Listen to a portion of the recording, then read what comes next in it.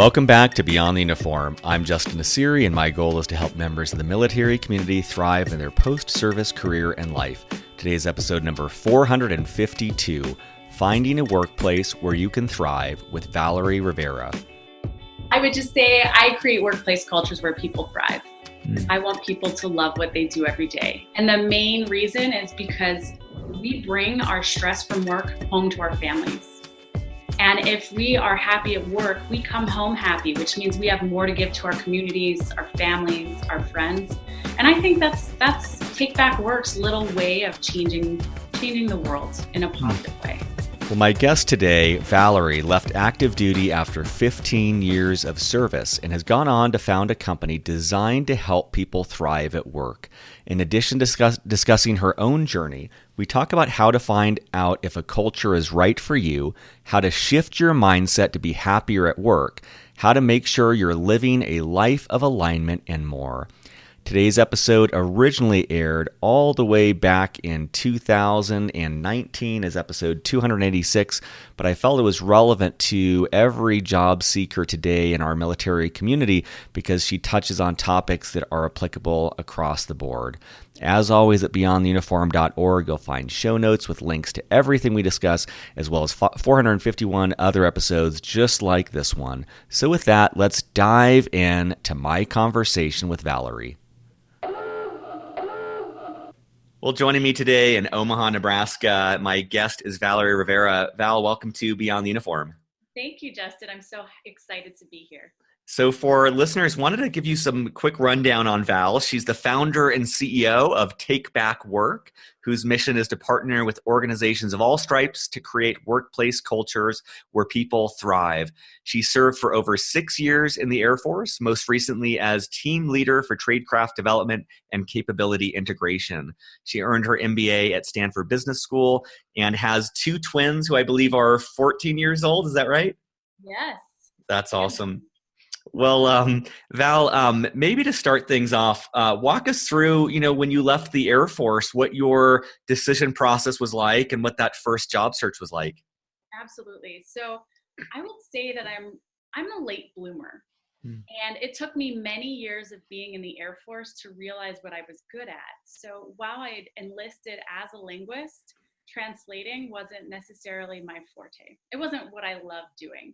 Instead, I found myself translating things like change to people so that they would want to get interested in the newer ways of doing things. And as I started reading books and things like that, I realized that I really wanted to focus on workplace culture. So at this time, when my enlistment was up, I had 15 years of active duty service in the Air Force, which for anybody that served knows that that's a really tough decision because you're super close to retirement. And I realized at the same time that if I didn't make the leap then, I might not have the same kind of passion or confidence that I needed to leave at that point. So I felt like I was on top of my Air Force game and it was time to launch myself out into the world. So it was definitely a struggle. You can ask my husband. Crazy times in the Rivera household. What I love about that is, first of all, I love that judo move of translating, of taking, translating languages to translating something completely different. It's kind of like, it's an interesting framework because when you say it, it makes sense. It's like, oh, in essence, you're taking, things in one framework and translating it to another, but that could be applied to so many things. And I think that a lot of the listeners that I speak with, sometimes the mentality is, I did X in the military. How can I do X in the civilian workforce? And you're a great example of taking foundational elements of what you did in the military and then applying it in a wildly different capacity on the other side. I think that's really cool. Thanks.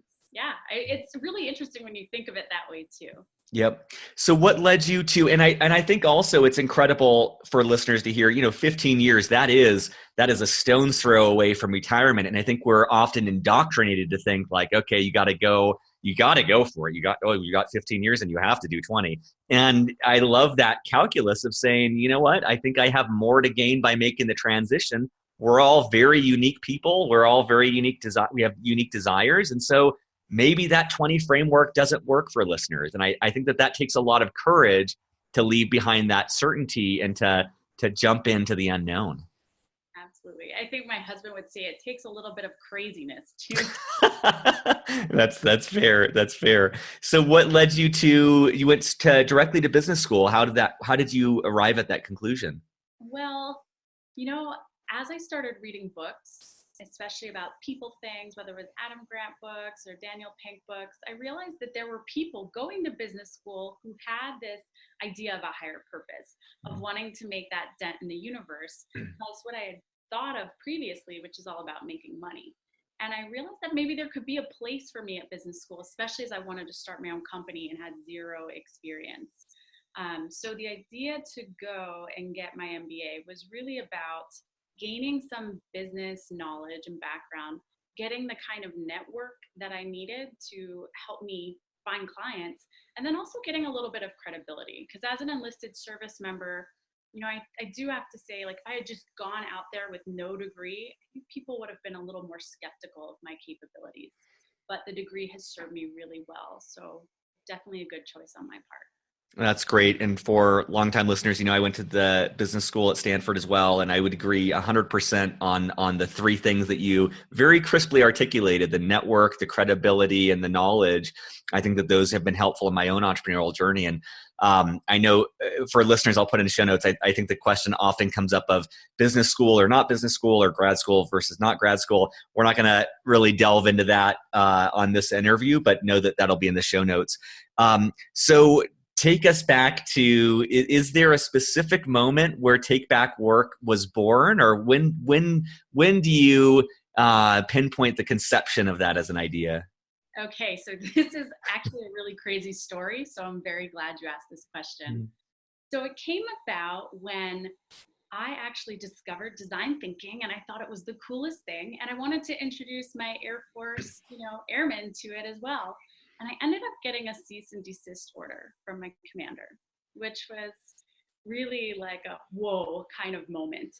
And I realized it was difficult for people to share their ideas and to feel safe in the workplace being innovative, which is something the Air Force wanted in the first place. So I ended up partnering with a future commander to focus on getting the culture right so we could be innovative the way the Air Force needed us to be, the way the country needs us to be, quite frankly. Mm-hmm. And she totally bought into it. So we didn't focus on like shiny things. We didn't buy 3D printers, but culture came first, making sure people knew what their purpose was at work, that they had ways to master their skills, and also got a little bit of freedom and flexibility. So when we did that, amazing things happened. And I realized that if I could make this happen and partner with leaders and create that kind of workplace culture where people thrived in the military as a tech sergeant, as an E6, like I should be doing this on the outside as well. Like I need to be able to make that kind of impact. And so we just went on from there, and that's when the idea crystallized. And I'm so glad I got that cease and desist order looking back. That's just wild to think of. I mean, that to me seems like the epitome of having a dream, pursuing it with just all out vigor, and then just face planting into a wall. And I put myself in that position, and I feel like at various points in my life, I might have just let it leave there. I might just kind of say like, okay, this isn't for me. And what I love in the resilience of your story is saying, okay, let's learn from this and let's find some more fertile soil for this. The idea and the intention is pure, and let's just figure out where it fits in better. And I think that for listeners who have listened to any entrepreneurial story, you know that I've never met someone where they have an idea and it just takes off. And I think that that's a very tangible example you're giving us, Val. You're giving us some candor here of like really getting some stiff pushback and not letting that. It's sorry to be long-winded here, but it's like it's not about not letting it deter you, because it's not like you're like, screw that cease and desist order, I'm going to keep on doing this. It's like you're taking the feedback and you're learning from it, and you're improving and moving forward. And sometimes I think we talk about just like, well, I'm going to keep on doing it, and that might not be the answer. You're absolutely right. Like feedback is a gift, as they say. And the feedback I got from that instance was, hey, you're not really articulating what's in it for this commander, what's in it for the unit. I was just kind of like, here's a good idea, let's go, without realizing all of the pressures and other things this person was facing. So when I went to the next commander, I had done my homework, done my research, and I was able to clearly articulate the value proposition to her. And that's when it clicked. That's when it worked. That's great. And I'm sure we'll get into this in your story, but what I'm hearing and what you're saying is like, man, change is hard. To affect change is really hard. I was having a conversation with a friend, actually a business school friend, a couple of days ago, and I was saying, I'm like, man, I've been doing meditation and month-long retreats for half a decade. I do all this personal work. I do men's group. I do all these things, and sometimes I'm so humbled because I'm like, I don't feel like I've improved as a person at all. And one of my takeaways from that conversation is like, that's what it takes. Like, change is so hard. It's so hard to affect a change in an individual or an organization. It really takes, you hinted at, it takes a cultural change. It takes, planting seeds in the bedrock of an organization or a person that take a while to be able to sprout and germinate. And so, walk us through, you have this idea while it sounds like still on active duty. How does this idea morph or change through business school? I'm hesitating there for a second because I don't know that it really changed. Yeah. I made sure to explore different things and keep my aperture open for possibilities. But it all came down to wanting to learn how to speak the lingo of the customers, the clients that I wanted to serve. But also not going hard at it and having a product, like one particular hard and fast product. And I think where the business has taken off is that I listen to my clients. Each client is different. I don't need to necessarily put together this silver, gold, and platinum package, which is something that they might teach you in business school. But really, really honing in on what's going to move the needle for them. And so that's why I'm always coming up with new things for the business. It's constantly growing, changing, evolving. The more I learn, the more I'm adapting and adding new things. And I think that's why we've been able to get this far this fast. So let's fast forward a little bit. Let's say that you were to bump into a fellow service member or someone who served in the military, and they said, Val, what do you do for a living? How do you answer that? Okay, so like fast forwarding years in the future? Yeah, today. Okay, so it's simple. I would just say I create workplace cultures where people thrive. I want people to love what they do every day. And the main reason is because we bring our stress from work home to our families. And if we are happy at work, we come home happy, which means we have more to give to our communities, our families, our friends. And I think that's Take Back Work's little way of changing the world in a positive way. I love that. And for listeners, I think that there's going to be two things, to try to listen to here. First of all, is like the incredible entrepreneurial journey that Val has been on. But also, I think that every single person who listens to this podcast wants to find a career or a home or a work environment where they thrive, where they feel alive. And honestly, in 260 plus interviews, there's not a lot of people I meet with who are on fire for what they do in the world. So maybe let's start there. Like, I know that you said you kind of really listen to your clients and you're doing some jujitsu to kind of be flexible and meet where they need. What are some examples of the type of work that you do, or how you help them create these workplaces where people can thrive? Right. So I think the most satisfying one that I've been doing is offsites. And we all do them, right? So one of the things I've discovered in this entrepreneurial journey is nobody's really like Googling workplace culture. How can I get some services to this culture? Because it's deeply personal to whoever that client is. And sometimes it feels like if your culture's not right, there's probably something wrong with you as a leader. And that's not the vibe that we want to get after. Culture is hard and it's made up of so many different pieces. But people frequently have offsites, organizations have offsites. And that's the perfect opportunity for somebody like me to come in who has the business background and the knowledge of strategy and all the ways these things fit together. But then we layer social science and psychology on top of that to say, hey, if you're doing an offsite, you're probably trying to change something. So how do we put the business side of your house in order? And then how do we also work at the same time on the people side so that this change you're plotting and planning actually comes to fruition in a less painful way? Mm.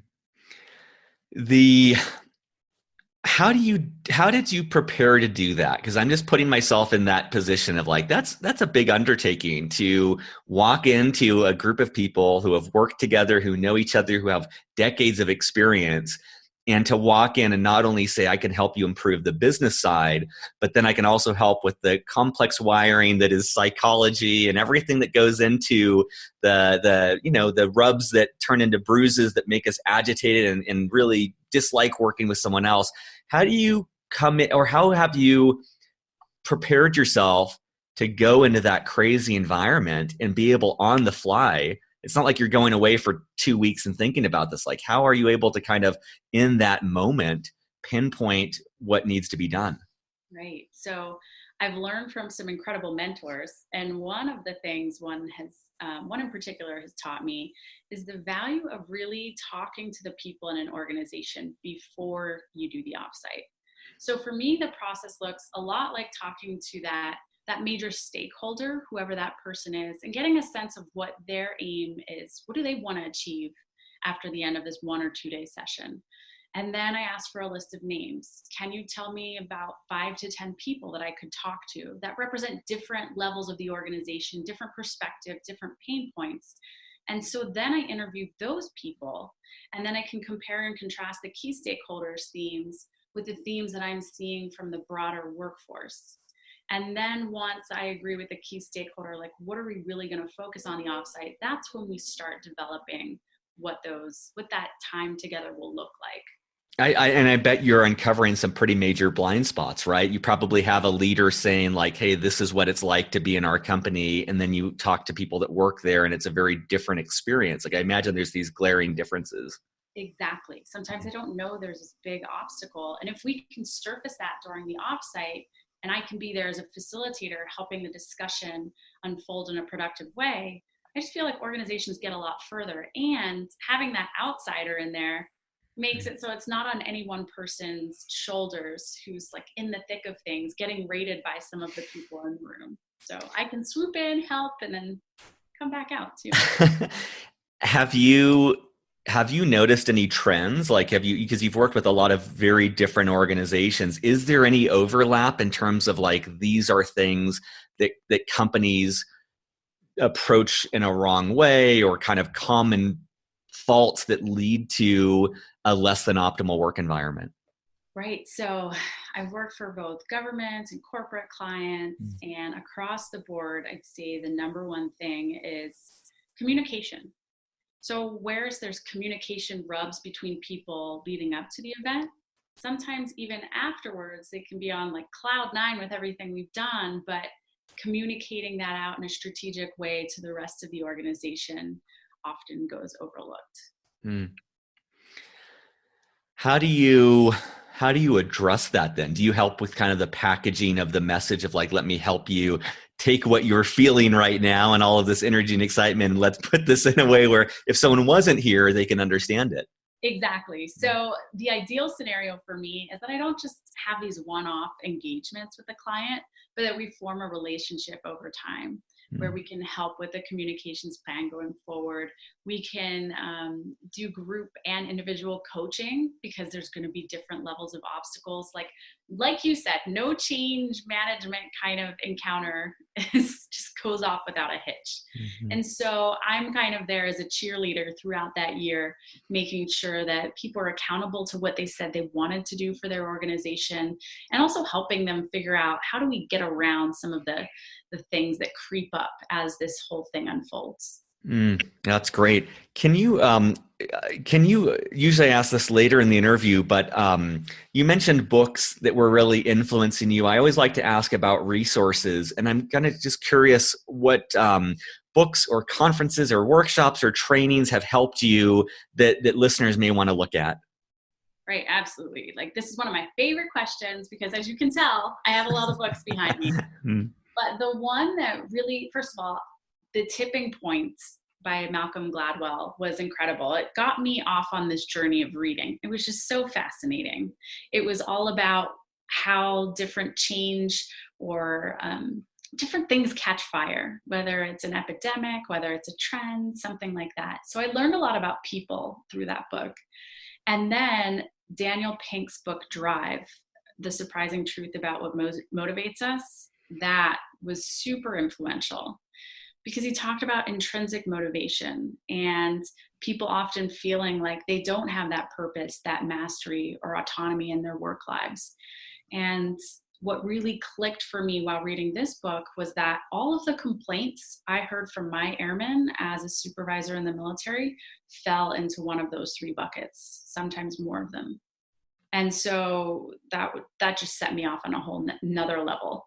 And then another book that I really enjoy is Teaming by Amy Edmondson. She talks all about how it's not just about forming these static teams, but dynamic teams. How do you bring people together for a challenge and set them off on the right foot so that they can get the job done, which I think is more and more prevalent in our work lives. Another thing I'm wondering is because so many listeners, whether in the military or they've been out for a decade, so many aspire to find a job that really excites them, and to also, especially coming from the military, I think find that camaraderie, find a group of people who will challenge them to be their best self. Do you have any advice for how one might find that or evaluate a company to see, like, is this a good fit for me? Right. So I think the first work you need to do is with yourself. And many times people skip this step. So for people that are still in the military, I would say really pay attention to your day-to-day. What do you enjoy? When does time seem to fly by? Are you around certain people? Or are you doing a certain task? And consequently, are there times when you're around certain people that, this just sucks? Like, figure that out and try and optimize for the stuff you're enjoying. And you will, it's like a lighthouse in the fog. Mm-hmm. You're in the fog. You don't know what you love to do yet, but look for that beacon and just get closer to it and closer to it. And then you'll be able to articulate where you do your best work, with whom you do your best work, how you do your best work. That is so important, because if you don't know the answer to that, it's really hard to find the right company for you. But when you do know that answer and then you're going to look at a company, I always tell people to ask this one question. Your interviewers often at the end, they're like, hey, do you have some questions for us? And my question is, if you had to describe the culture of this company in 3 words, what would it be? Right? And then listen to those 3 words and then ask for specific examples of how they'd seen those particular words come to life in that company. And I think that will give you a good sense of the essence of what it's like to work there.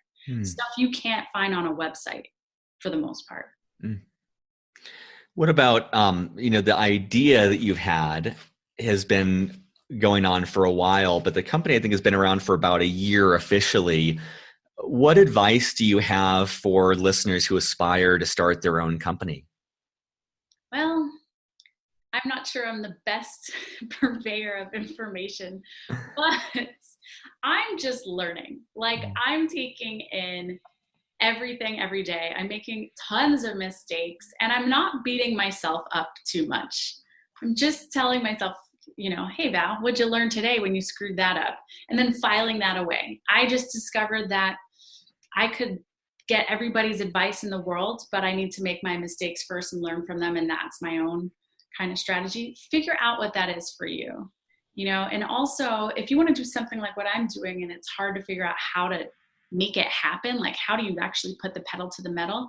Don't be afraid to be a 1099 contractor for somebody who's doing similar work. That actually, I think, has helped me the most in learning whether it's how to write a statement of work, how to engage with the client, that sort of thing. I didn't learn that in business school. I learned that by working with somebody who was willing to help me learn on the job. Could you share more about that? That's great. I haven't heard that insight before. And I love the thought of, because what I imagine, if you're a 1099 contractor, you're getting paid and you're doing something, but you're doing it for a person or organization. So I'm like, that's actually fantastic. You're getting paid to learn from someone who knows what they're doing, and you're adding value. Could you share a little bit more what that experience has looked like? Yeah. So first of all, it started with a few coffee dates, that sort of thing. Yeah. But when I found this company and these people that I was happy to work with, basically what it looks like is this. They have a big client, some kind of big project, and they need some help, or they just like some help. And so they'll tell me, hey, Val, here's the client. Here's the time frame that we're looking to need your help. Here are the kind of things we need from you. Here's what we're willing to pay you. Are you game? And for me, that makes it very easy to make the determination. Like I can look at my schedule and see what stuff I have on Take Back Work's calendar, making sure those two don't conflict. And then I go and I do work with those people, and it's great. It's awesome. I'm trying to think of I'm blanking on an interview I did recently, but the thought was, most people starting a company, like it takes a while to be able to support both the business and the founders financially. And, rather than, like driving Uber is one ubiquitous option, right? But like what Val is talking about is she's uncovered a way to run her business, to make ends meet financially, but to do that in a way where she's learning skills that can actually help her in her business. And that's the trifecta right there. I think it's difficult to do, but she's been very deliberate in structuring this work life in a way that she is winning on all three. She's constantly learning and growing, and doing it in a way that financially she can achieve keeping all of this going simultaneously, which can be very difficult. Yes, highly recommend, especially because I was living in the Bay Area and it was my responsibility to pay the rent. So, which is like three jobs to do that. Yeah. Yep. So it's definitely a win-win. Can you also talk about, I know that in addition to the contract work and running your company, you're also a board member for the Paradigm Switch, which was Lauren Grimshaw and Justine Evers have both been guests on the show. You're also leading Bunker Labs. You're the city lead for Omaha, and many people from Bunker Labs have been on Beyond the Uniform. Could you talk, like Todd Connor, Seth Jordan, et cetera, could you talk a little bit about one, like the type of work that you do there, but also how you manage to do all of this? Well, it's definitely a juggle many times, but the thing that keeps me going is that there's such alignment in the missions of these two organizations, the Paradigm Switch and Bunker Labs.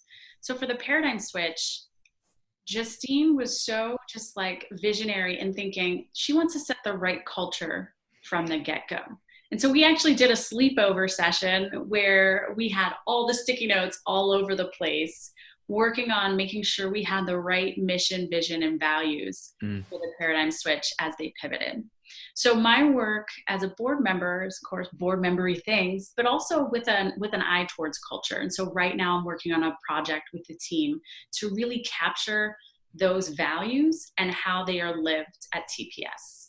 So, I mean, that's right up my alley, and it's wonderful. Total alignment. And the same thing goes with Bunker Labs, because I am super passionate about veteran entrepreneurship. I didn't know a lot of veteran entrepreneurs coming out of the military.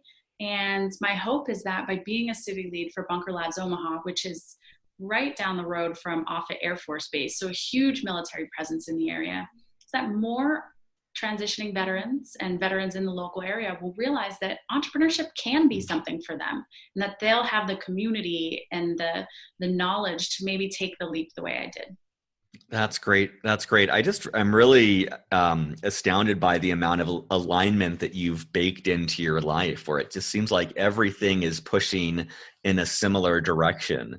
And sometimes I feel torn in lots of different directions. And it's frustrating because like you want to achieve a purpose or a goal. And so I admire how you've taken your side projects and pursuits and advisory capacities, and all of them have a similar thread, which is really cool, because it's you're maximizing your energy. You're really amplifying the effort of what you're doing.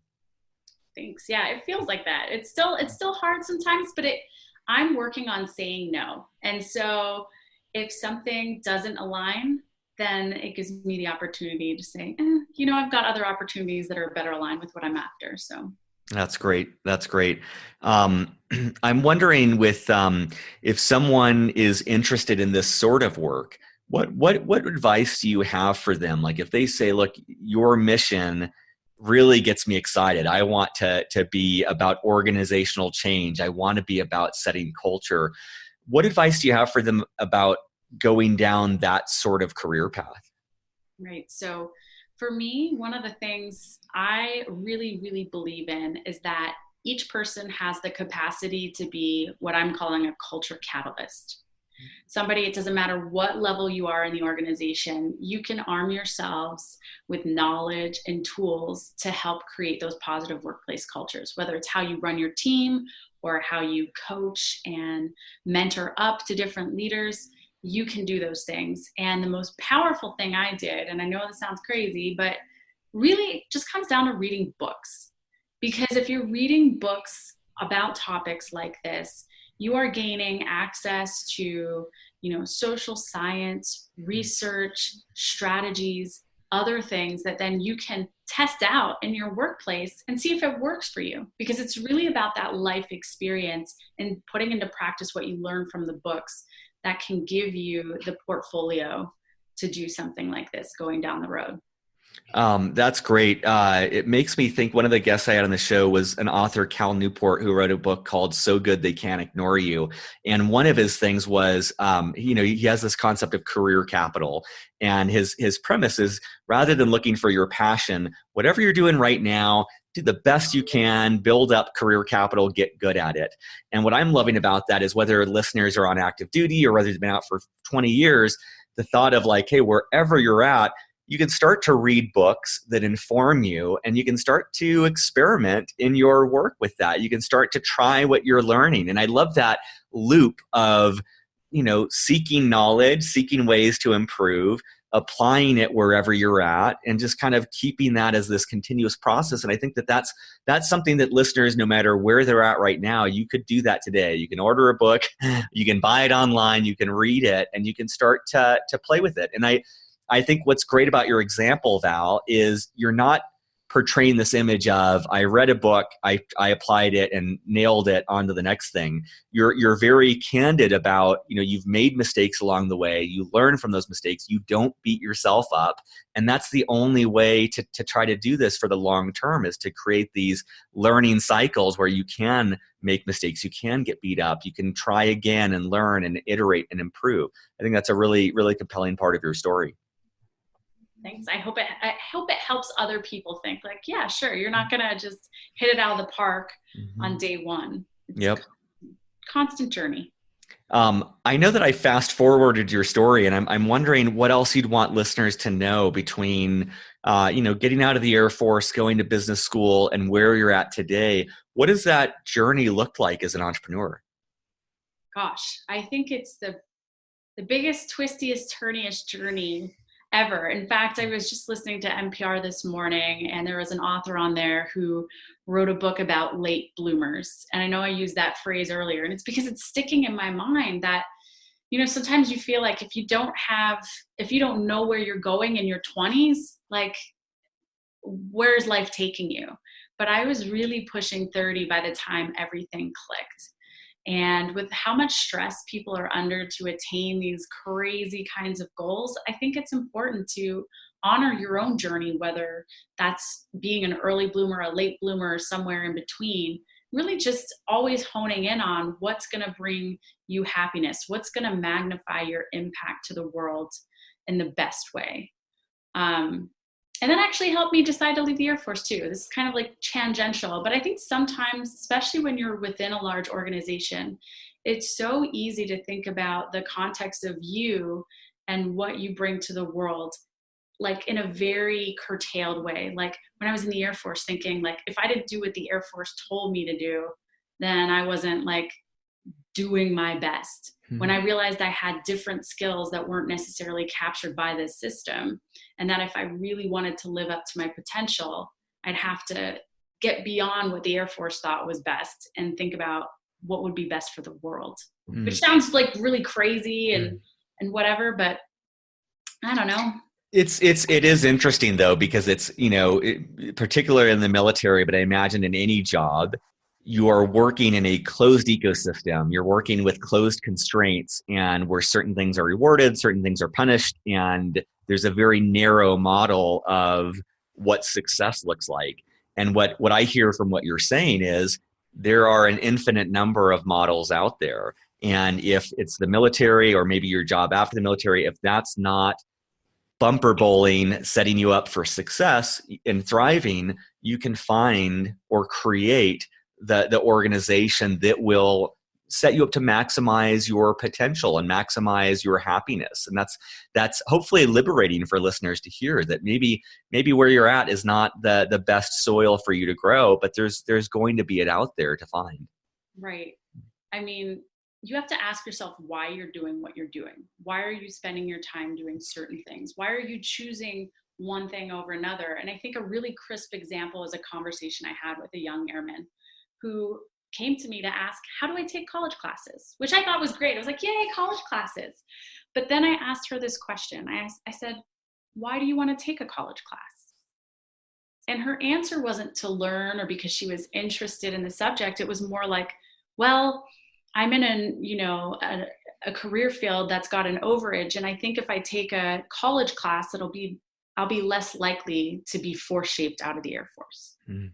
And I was like, let's talk about that. Like, what happens if you get force shaped out? She's like, oh, I don't know. And then I asked her, what did she want to be when she grew up? And she wanted to be like a crime scene investigator, a CSI. But she was working as an executive assistant at the time. And I was like, so how is what you're doing now helping you get to be a CSI? She's like, well, it's not. And I was like, well, if you get force shaped out, you get your GI Bill and you can actually pursue that thing that you say you're passionate about, that you want to do. And then she was like, oh, I didn't think of it that way. But her self-worth was really predicated on what the Air Force thought of her at different times and places, whether she was passing her PT test or that sort of thing. And it hurt me to see her thinking so small about what her potential was. So I was hoping that conversation would maybe just reframe that whole scenario for her. And I think that's relevant to so many people that are in the system. That's awesome. I know we only have a few minutes left, but how vital has an advanced degree been to your career path so far?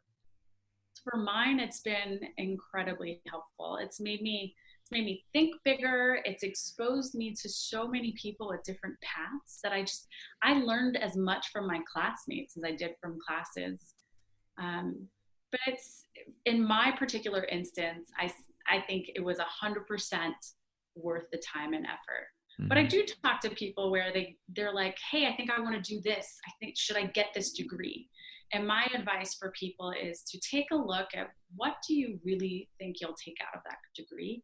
And then take a look at what you really think you need to be successful in that career field or that job path.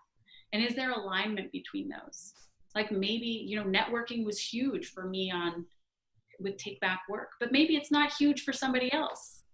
So making sure you're going after something that's actually going to help you on your path is crucial. I love that. I love the customized nature of that answer. Well, I always like to keep the last question open-ended, which is either what have we not covered that you want to make sure listeners know, or what do you want to reiterate for listeners before we wrap up? Oh man, I'm the worst at questions. Yeah.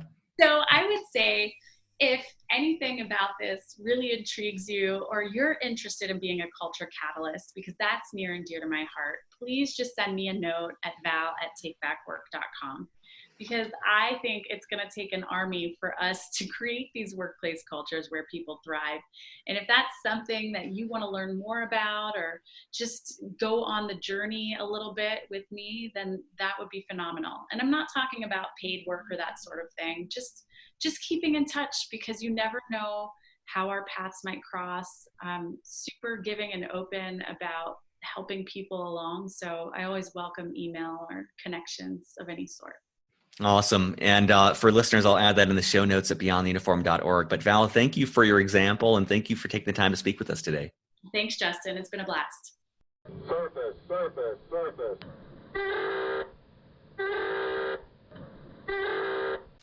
Beyond the Uniform is written and produced by me, Justin Asiri, with the help from our Chief of Staff, Steve Bain, our editor, Lex Brown, and our Head of Social Media, Janelle Hanf. We are an all-volunteer organization and would greatly appreciate your help in any of the following ways. First of all, spread the word.